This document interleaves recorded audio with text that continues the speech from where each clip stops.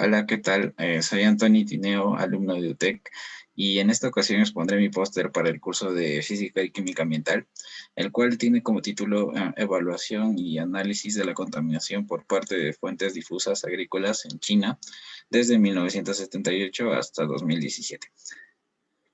Bueno, pasando con la introducción, y China actualmente supera los 1.300 millones de personas, lo que la convierte en el país más poblado del mundo, y por esto su demanda de alimentos suele estar tan elevada debido a la densidad poblacional que posee. Por ello, este país está enfrentando un problema muy serio debido a la contaminación agrícola, que si bien se pueden estimar esta contaminación a partir de nuevas tecnologías, bueno, que posee un país tan desarrollado como China, el aspecto socioeconómico no se comprende del todo bien. De esta manera es necesario aprender sobre este tipo de impactos e incorporar más fuentes de contaminación agrícola y analizar la variación espacial y temporal que ocurre en este país. Bueno, pasando con los objetivos, bueno, analizar más a fondo el impacto socioeconómico de la contaminación por fuentes agrícolas, como mencionamos anteriormente. Luego, proporcionar un cierto nivel de precisión en la estimación de cargas contaminantes. Luego, analizar los cambios de intensidad de descargas y mecanismos de regulación de la agricultura china. Y finalmente, lo más importante, creo yo, que es determinar si este enfoque disminuye en gran medida la consideración de procesos complejos y mecanismos de contaminación, que a su vez y si reduce en gran medida el costo de monitoreo y modelado experimental. Luego pasando con, bueno, en este caso añadí los análisis de datos, bueno, que para estimar las cargas de contaminación agrícola de fuentes difusas, que en la abreviación sería ANPSP, en China, bueno, un insumo agrícola establece la base de datos de salida, el puro consumo de fertilizantes, nitrogenados, fosfatados y compuestos, el número total de animales sacrificados y otro tipo de variables como el total de ganado, producción de arroz, hortalizas e incluso de carne en general. Bueno, carne procesada. Bueno, de esta manera, el área de estudio incluye 31 provincias, excepto Hong Kong, Taiwán y Macao. Bueno, esto se debe a los ajustes administrativos de las locaciones, bueno, que ya mencionamos. Asimismo, creo que el análisis de estos datos es un método económico manejable y adecuado para la estimación de la contaminación rural media y a largo plazo. Bueno, pasando con los métodos, a ver, bueno, para medir y comparar varios contaminantes a una escala uniforme, los contaminantes son calculados como la demanda química de oxígeno, en sus siglas son COD, el total de nitrógeno como TN y el total de fósforo como TP, que son los componentes principales de la contaminación agrícola de fuentes difusas. Bueno, aquí tenemos la fórmula que para hallar las cargas contaminantes totales, que en abreviación sería TPL, se plantea una derivación en base a 4 niveles, los cuales son compuestos por actividad, clase, unidad, indicador. Bueno, cada parte de esta unidad elemental de fuentes contaminantes, que bueno, se ha abreviado simplemente es EU, representa las cargas de contaminación de la agricultura en base de su unidad, clase y actividad. Bueno, y finalmente el valor de EUA, bueno, la cual es la cantidad de descarga de esta unidad elemental de fuentes contaminantes y se halla mediante la siguiente fórmula. Bueno, aquí podemos apreciar que EU sub I representa las estadísticas del indicador en la unidad I, Rho I representa el coeficiente de producción de contaminantes a la unidad y bueno, y delta I representa el coeficiente que caracteriza la eficiencia de utilización del recurso relevante. Bueno, el más importante creo que es PE sub I, el cual representa la cantidad de producción de contaminación agrícola de fuentes difusas.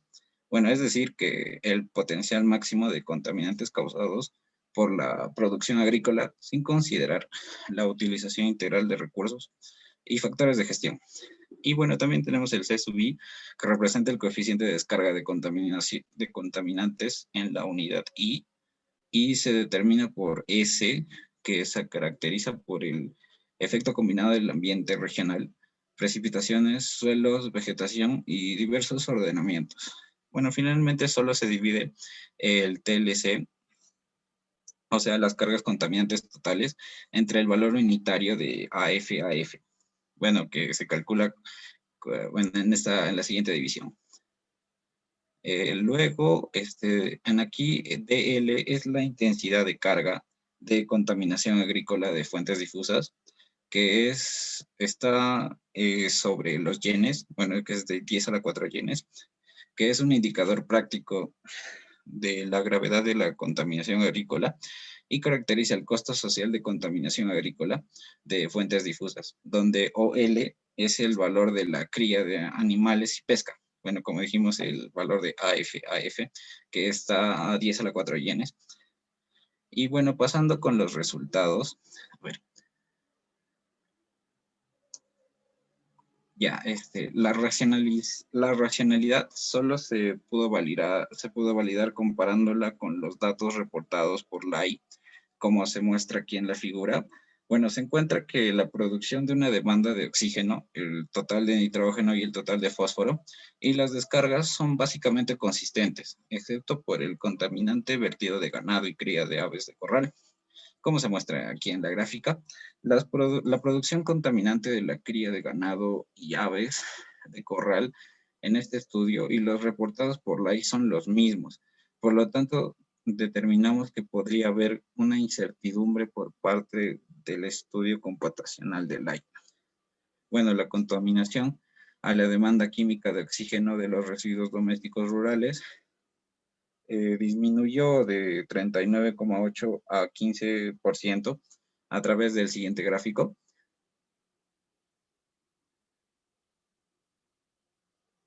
Bueno, esto se debe porque la población rural pasó de aumentar a disminuir en 1996. Bueno, asimismo, las principales fuentes del total de nitrógeno fueron los fertilizantes minerales y el ganado y cría de aves de corral. Y su contribución porcentual total disminuyó de 73% a 72% durante el periodo de 1978 al 2017. Bueno, el valor más alto fue de 80%. Bueno, a medida que los fertilizantes puros, bueno, multiplicaron este valor por 3,7, bueno, la contribución porcentual al total de nitrógeno aumentó del 42,2% al 48,2%. Bueno, aunque el número de cría de ganado y aves de corral aumentó en múltiples veces, su contribución porcentual a nitrógeno disminuyó del 30,9% al 24%, porque la tasa de crecimiento de la descarga de nitrógeno de los fertilizantes minerales es 1,5 veces la de la cría de ganado y aves de corral, como podemos ver en la segunda imagen. Bueno, a su vez, los residuos domésticos disminuyeron del 35% al 7% y el porcentaje de la contribución de los fertilizantes minerales aumentó del 13% al 23%, como podemos ver en la figura C. Y bueno, para concluir, eh, este estudio, bueno, utilizó un análisis de datos para estimar las cargas de contaminación agrícola de fuentes difusas en China, ya que durante los últimos 40 años, debido al aumento de cría de ganado y aves de corral, bueno, hubo un crecimiento de las poblaciones rurales, aplicación de fertilizantes minerales, las cargas contaminantes de la demanda de oxígeno, el total de nitrógeno y fósforo aumentaron un 91%, un 196% y casi 244% respectivamente. Y bueno, los resultados del análisis de la fuente de contaminación mostraron que las contribuciones de fertilizantes, minerales, cría de ganado y aves de corral, acuicultura, paja de tierra, de cultivos y desechos domésticos rurales son cargas contaminantes muy variadas durante diferentes periodos de tiempo. Pero las principales fuentes de demanda de oxígeno y de estos contaminantes, bueno, se mantuvo básicamente sin cambios.